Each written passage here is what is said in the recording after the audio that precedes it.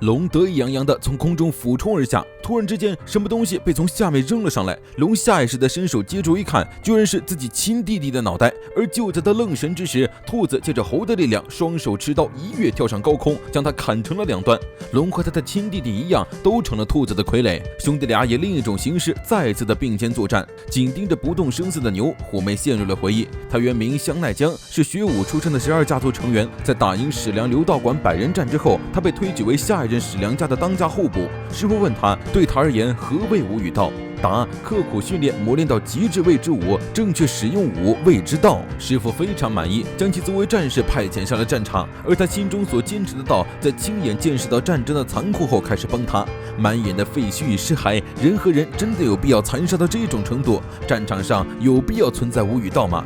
赤手空拳杀光了所有敌人后，他因表现优异被颁发了奖章，但是他却并不开心，情绪无处发泄，只能跑到酒吧卖醉。他开始觉得这个世界充满了伪善，正义充其量不过是一种口号，就算是为了和平而战，能做的事却寥寥无几。派他上战场，只能将战士激化而已。酒保给他端了一杯水醒酒，水之清则无鱼，看得太清的人是无法在世界上生存下去的。他很快发现喝酒是个很好的逃避方法，只要喝醉了就什么都不会想了，而且四足爬行的效率要比走路快得多。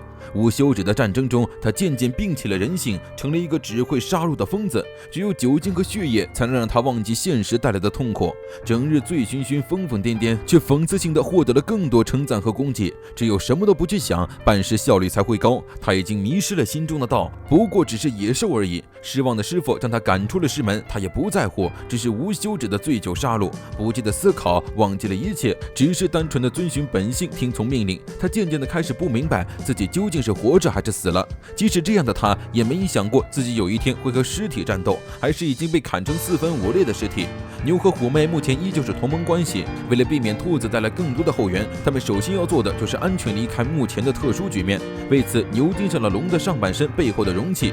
和蛇的火焰喷射器不同，哥哥背着的冰冻喷射器，也就是说容器里装的是液弹。没等两人商谈完，兄弟俩分散了尸体就朝两人攻来，场面一度变得异常诡异。躲避弟弟攻击的虎妹终于明白了牛的用意，他一个猛扑抢走了龙背上的喷射器，扔到半空之后将其劈断，喷洒的冷气瞬间将兄弟俩冻结，在地上摔成了碎块。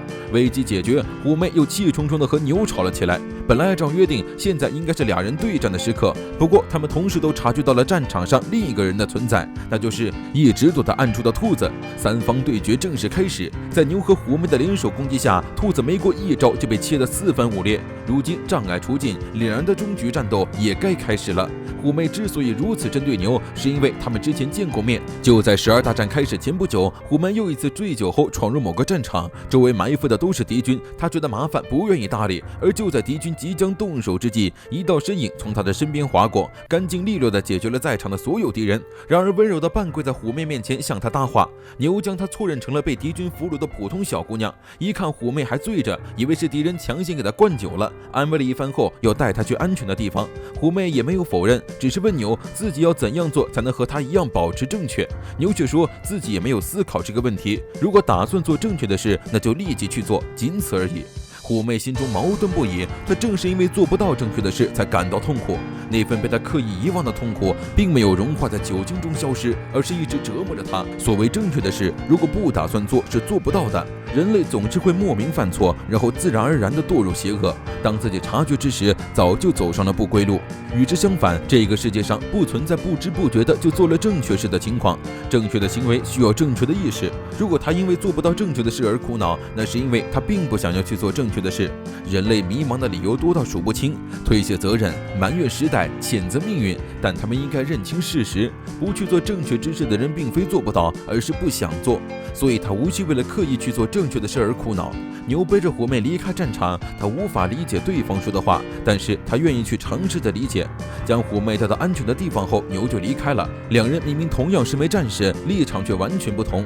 虎妹意识到，真正能被称为战士的，只有像牛那样的人。他并不为此觉得懊恼，恰恰相反，因为牛的出现，让他头一次找到了人生目标。标。和之前浑浑噩噩的自己不同，他决定将一切都重新开始，再次审视自己，希望将来再见到牛的时候能获得对方的认可。他很快就查到了牛的资料，得知了对方也是12家族的战士。世界之大，存在着无数个战场，他坚信只要一直战斗下去，总会有相见的一天。没过多久，他在和家族朋友的闲聊中得知了12大战即将开始，鄂良家还没决定参赛人选。他原本对12大战没有丝毫兴趣，但一想到牛可能会参加，于是跑到了早已断绝关系的师傅那里，下跪求来了参赛的名额。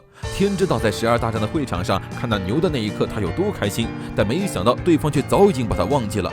各种情绪混杂在一起，虎妹执意要和牛一决高下的原因，只是希望对方能够认可自己。而就在两人对峙之时，兔子的2截断手突然握着砍刀，朝着毫无防备的牛背后刺去。虎妹大惊之际扑上来推开牛，自己却被刀捅穿了腹部。好不容易向心中崇拜的师傅提出了决斗申请，却落得如此下场。虎妹心中却没有一丝遗憾，因为她终于做出了认为正确的事。兔子的尸块蠕动着扑向虎妹，被牛一刀砍成了碎末，就连头都被劈成了2半，但是根本没用，分散在地上的尸块依旧在不停的蠕动，想要复原。死灵法师果然在各种意义上都很恶心，牛只好背着虎妹斩断通路之后快速逃离现场。生平第一次被人解救，牛拼了命的想要救下虎妹，但对于虎妹而言，是牛先拯救的他所做的不过是在报恩而已。此时的牛终于明白，兔子为什么在明知毫无胜算的情况下会出现迎战。早就在被他们砍杀之前，兔子就已经咬舌自尽的，因为是被自己杀死，所以他自身也可以化为自由行动的丧尸。只能说兔子这个人疯得可怕。拉开了一定的距离后，牛将虎妹放下来，打算先给她止血。从未受过这么重伤的天才在这一刻变得手无足措起来。虎妹不愿意让牛浪费这些无用的时间，兔子马上就会追来了，而且他也撑不了多久了。就算奇迹般的救护成功，他的身体也不可能再承受战斗的负担。临死之前，虎妹取消了和牛的决斗申请，他的最后一个请求是希望牛亲手杀了他。现在的他如果死了的话，就等于死在兔子手中，死后会变成丧尸，直到死为止，他都不愿意和牛为敌。迄今为止的战斗，他已经很满足了，能死在所谓的杀戮天才手中，也算得上是死而瞑目。牛答应了虎妹的请求，动手之前，他最后问了一遍虎妹为何对自己心怀怨恨，他们之前是否有过一面之缘。